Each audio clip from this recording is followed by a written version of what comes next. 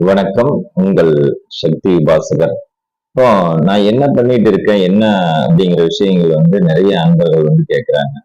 நான் சென்னிமலை ஆண்டவர் அப்படின்னு சொல்லக்கூடிய உபகோயிலான சென்னி ஆண்டவர் திருக்கோவில்ல அர்ச்சகராக பணியாற்றிட்டு இருக்கிறேன்.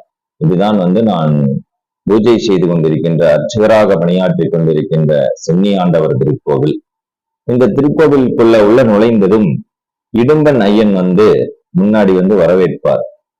சரிங்களாங்க. உள்ள நம்ம உள்ள நுழைந்தவுடன் இடும்பன் ஐயன் வரவேற்பார். அதற்கப்புறமாக பாத்தீங்கன்னாங்க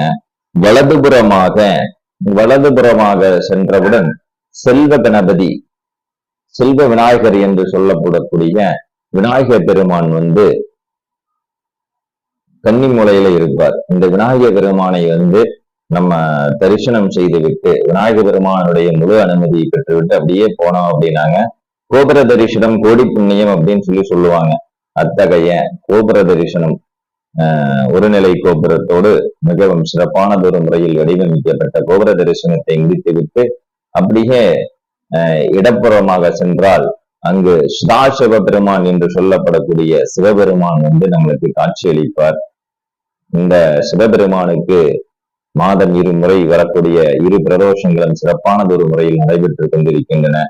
இந்த சிவபெருமானை தரிசித்து விட்டு அப்படியே திரும்பணும் அப்படின்னாங்க நந்தியம்பெருமான் ரொம்பவும் அற்புதமாக காட்சியளிப்பார். அந்த நந்தியம்பெருமானை தரிசித்து விட்டு அப்படியே திரும்பணும் அப்படின்னாங்க அந்த திருக்கோவிலினுடைய விருட்சம் அப்படின்னு சொல்லுவாங்க, ஸ்தல விருட்சம் அப்படின்னு சொல்லுவாங்க. இந்த ஸ்தல விருட்சம் இங்க வில்வம், இது அஷ்டவில்வம் அப்படின்னு சொல்லுவாங்க. அஷ்டவில்வம் 8 தலைகள் இருக்கு அப்படின்னு சொல்லுவாங்க. இது பாத்தீங்கன்னா செண்பக மரம், வில்வதற்கு பக்கத்திலேயே செண்பக மரம் அப்படின்னு சொல்லிட்டு திருக்கோவிலுக்குள்ளேயே இருக்குங்க. அது கூட மிகவும் கூடுதல் சிறப்பாக அரச மரம் மற்றும் வேப்பன், அதாவது அரசனும் அரசியும் வேப்ப மரமும் அரச மரமும் ஒன்றோடு பின்னி பிணைந்து, சரிங்களா, விரைவில் இந்த அரசனுக்கும் வேம்புக்கும் திருக்கல்யாணம் நடக்கவிருக்கக்கூடிய சூழல்கள் இருக்கின்றது. இந்த அரசனும் வேம்பும் நாம வழிபாடு செஞ்சுட்டு அப்படியே திருக்கோவிலுக்குள்ள போனோம்னாங்க முதல்ல வரக்கூடியது மயில் வாகனம், முருகப்பெருமானுடைய மயில் வாகனம் இருக்குங்க. சரிங்களா. அந்த மயில் வாகனத்தை நாம தரிசிக்கிறதுக்கு முன்பாக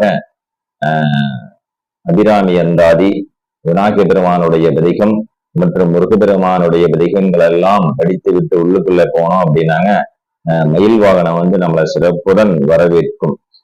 ரொம்பவும் அற்புதமாகவும் அழகாகவும் முருகப்பெருமானுடைய திருவாகனமாக இருக்கின்ற மயில் வாகனம் நம்மளை வரவேற்கும். அதைய கடந்து நாம அப்படியே உள்ளுக்குள்ள பார்த்தோம் அப்படின்னாங்க எல்லாம் அல்ல முருகப்பெருமான் நம்மளுக்கு காட்சியளிப்பாரு. அது கூட உள்ளுக்குள்ள பார்த்தீங்கன்னாங்க வலது பக்கமாக ஐயன், அதாவது ஆயத்துறை ஐயன் என்று சொல்லப்படக்கூடிய, அதாவது பாத்தீங்கன்னாங்க காங்கேயம் பக்கத்துல இருக்கக்கூடிய சென்னிமலை அப்படிங்கக்கூடிய அந்த சென்னிமலைக்கு படிகள் எல்லாமே நிர்ணயம் செய்து முன்னொரு காலத்தில் பல 100 ஆண்டுகளுக்கு முன்பாக படிகளை எல்லாமே அந்த இடத்துல கட்டி அதுக்கு மேல போய் வழிபாடு செய்யறதுக்காக சென்னிமலை உருவாக்குனவர் அப்படின்னே சொல்லுவாங்க. இவர் ஆயத்துறை ஐயன் அப்படின்னு சொல்லுவாங்க. அந்த காலத்துல செங்கத்துறை ஐயன் சொல்லியிருக்காங்க. அவரை வழிபாடு பண்ணிட்டு பார்த்தோம்னாங்க இதுதாங்க முருகப்பெருமான், அதாவது சென்னி ஆண்டவர் என்று சொல்லப்படக்கூடிய முருகப்பெருமான் நம்மளுக்கு அற்புதமாக காட்சியளிப்பார். இந்த திருத்தலத்தில் தான் நான் அர்ச்சகராக பணிபுரிந்து கொண்டிருக்கின்றேன். இந்த கோவில்ல நான் அர்ச்சகராக பணிபுரிவதற்கு முன்னொரு காலத்துல நான் என்ன புண்ணியம் செய்தேன் அப்படின்னு தெரியல. ஆனா இந்த காலத்துல இந்த லோகத்துல இன்று நான் இந்த முருகப்பெருமானுக்கு அர்ச்சகராக பணிபுரிந்து கொண்டிருக்கின்றேன், மிகவும் சிறப்பானதொரு முறையில். சரிங்களாங்க. நன்றி, வணக்கம், வணக்கம், வணக்கம்.